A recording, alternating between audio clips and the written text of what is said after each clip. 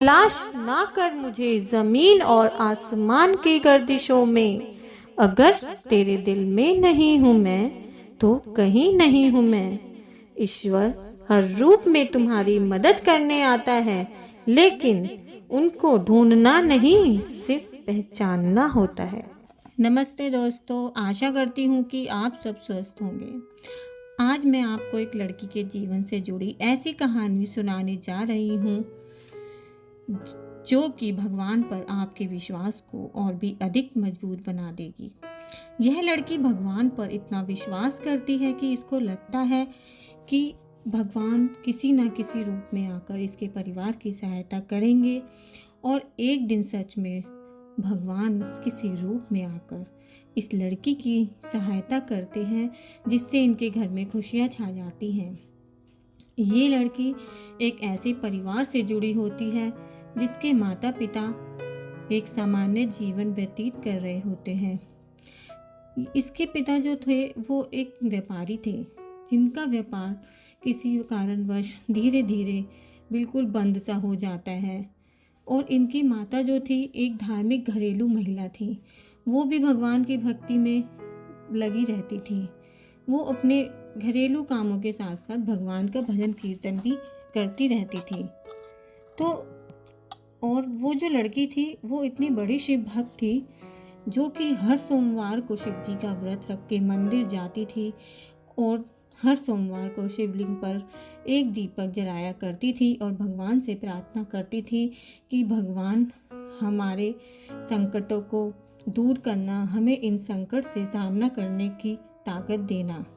एक दिन वह लड़की ऐसा प्रण कर लेती है कि भगवान, मैं 40 दिन तक इस मंदिर में लगातार आकर शिवलिंग पर दीपक जलाऊंगी, यह मेरी इच्छा है।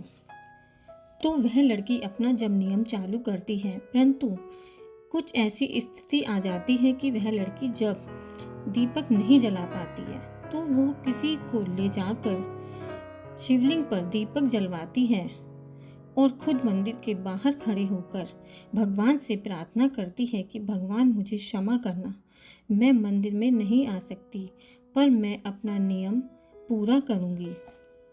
उसने अपना नियम का पालन किया और शिव भगवान उसकी पूजा से इतने खुश हो जाते हैं, इतने प्रसन्न हो जाते हैं कि भगवान उसको आशीर्वाद दे बैठते हैं।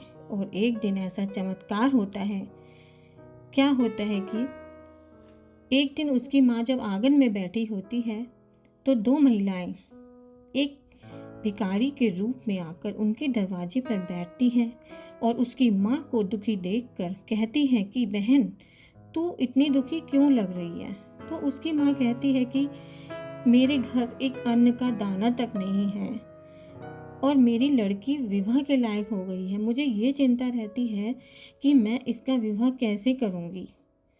और दुनिया वाले बातें बनाते हैं कि लड़की शादी लायक हो गई है, अभी इसका विवाह कब करोगे। तो दुनिया तो ये सब कहती ही रहती है, लेकिन इतने में ही वो जो दो महिलाएं होती हैं वो एक लौंग का जोड़ा अपने बैग से निकाल कर कहती हैं कि बहन, ये लौंग का जोड़ा आप मंदिर में जाकर भगवान के सामने रख देना और देखना कुछ दिनों में आपके घर ऐसा चमत्कार होगा कि आपकी लड़की की शादी ऐसी होगी कि ये जो दुनिया वाले हंसी उड़ाते हैं ना, इनका मुंह बंद हो जाएगा एक दिन। तो वो लौंग का जोड़ा ले जाकर मंदिर में रख देती है और वो जब उसकी माँ उन दो महिलाओं के लिए वापसी में पानी लेकर आती है तो देखती है कि वो दरवाजे पर नहीं होती हैं। वो इधर उधर देखती है पर वो कहीं नहीं दिखाई देती। उसकी माँ को यह अनुभव साफ होता है कि ज़रूर ये भगवान का ही चमत्कार है कुछ। तो वो महिलाएं उसे दोबारा नहीं दिखाई देती और कुछ दिन बाद उसकी लड़की के लिए एक रिश्ता आता है, जो लड़के वाले ये कहते हैं कि हमें एक दहेज का 1 रुपया तक नहीं चाहिए, हमें एक संस्कारी लड़की चाहिए जो हमारे घर को संभाल सके। और वो कहते हैं कि जो भी पैसा लगेगा शादी में, हम शादी खुद करेंगे, एक भी पैसा आपको नहीं देना पड़ेगा। तो उसकी शादी का वह दिन भी आ जाता है और वह शादी ऐसी शादी होती है जो आज तक उस मोहल्ले में कभी नहीं हुई थी आज से पहले। तो उस शादी को देखकर सारे लोग हैरान हो जाते हैं कि ये कैसा चमत्कार है। इनके पास तो 1 रुपया तक नहीं था और इस लड़की की शादी इतनी अच्छी कैसे हो सकती है। दोस्तों, यह सब भगवान की ही कृपा है। अगर आप सच्ची श्रद्धा और विश्वास के साथ भगवान की भक्ति करते हैं तो भगवान ज़रूर आपको आशीर्वाद देते हैं, उसका फल आपको ज़रूर मिलता है एक दिन। दोस्तों, अगर आपको मेरी ये कहानी अच्छी लगी है तो इसे लाइक, शेयर एंड सब्सक्राइब ज़रूर करना। और हाँ दोस्तों, क्या आप जानते हैं कि प्रेम और भक्ति के जो आंसू होते हैं ना, खुशी के जो आंसू होते हैं, वो हमेशा ठंडे होते हैं, और जो गम के, शोक के आंसू होते हैं वो हमेशा गर्म होते हैं।